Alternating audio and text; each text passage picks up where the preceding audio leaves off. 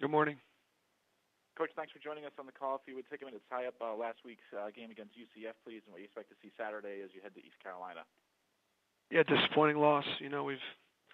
We've had, at least from a win-loss standpoint here, a rough stretch, and it's not indicative of or an appropriate representation of the improvement made by the players and the work that they've done and the work that they've persevered through and the circumstances. So disappointing. The organization is disappointed. Team's disappointed. And didn't play well enough to win in the three phases. And we're going to get better. Take questions for Coach Bob Diaco, please. Star 1 on your telephone keypad to join the queue. The operator will introduce you. We'll go to Ronnie Woodward with Greenville Daily Reflector. Hey, Coach. East Carolina has Zay Jones, and y'all obviously have Noel Thomas. I'm just wondering, with your offense and your team, how much do you kind of balance? You want to get Thomas the ball as much as possible, and he's a great player, but you also need some other guys, receivers specifically, to kind of pitch in and maybe step up and help Thomas out. Yeah, definitely. That absolutely has to happen, and we've got other talented receivers also, and they need to touch it more. And do you see? Obviously, I'm going for some type of similarity. Do you see, when you look at East Carolina's offense and what Zay Jones, is it similar to maybe what you do with Thomas, or is there kind of a plan where you could stop Zay Jones or kind of contain him in some way when ECU has the ball? Oh, I mean, Coach Montgomery's got such an in-depth understanding, just a deep knowledge of spread offense, operating out of 4 or 5, 3, four open predominantly, but 4 open, 5 open, 3 open.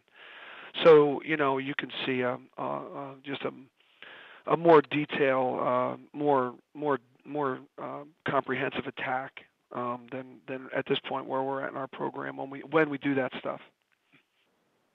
Okay. Thanks, Coach. We'll go to Dan Tortora with wakeupcalldt.com. Good morning, Coach. How are you? Hey, Dan. Good. How are you? Good. Thanks for asking. To take a look at something that you had just said, 1-4 in the last 5 games, but not indicative of the improvements that you've seen from this team. Just what you can say about what those improvements are and what you can take away from the last 5 games, despite the record maybe not showing, obviously, what you expected. Yeah, like, for example, we knew going in the pass coverage defense piece was going to be disjointed with a new player back there. It turned out to be a real thorn, and that adjustment was made to solidify that and shore it up, and that helped. So there's many less explosive plays in the back end. That's been a positive thing in the last few weeks. The offense seems to continue to get better in so many areas. 2 weeks ago, we focused on turnovers, and they've been very good there. A week ago, we focused on negative plays, and we cut those down in less than half. And my gosh, they were down and drove the ball down into the red zone 7 different occasions.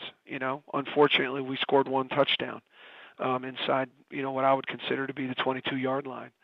So there's been a lot of areas of improvement, and obviously, as you're pointing out, it hasn't been enough to win these early games. So it's been a challenge this first half of the schedule, and now bleeding into the back half.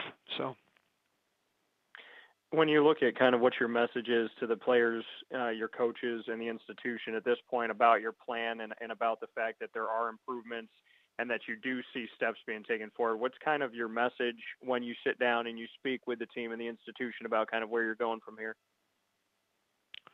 Yeah, I mean, I'm talking to the team. We're coaching, we're in season, and we're correcting mistakes. So we'll show up today, and we'll have a list of mistakes that need to get corrected, and that's what we do. And then we go back to work to correct those mistakes. Beyond that, there's no other big picture conversations I'm having. Thanks, Coach. I appreciate it. Sure, you got it. And we'll go to John Altavia with Hartford Current. Morning, Coach. Hi, John. Hey, Bob. How do you take the pulse of your teams, and how do you go about addressing things if you sense it might be a little vulnerable for any reason? How do you deal with that?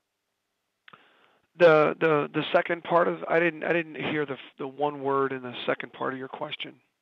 Oh, how do you deal with a team that you feel might be a little vulnerable for whatever reason? Oh, I got you. Okay.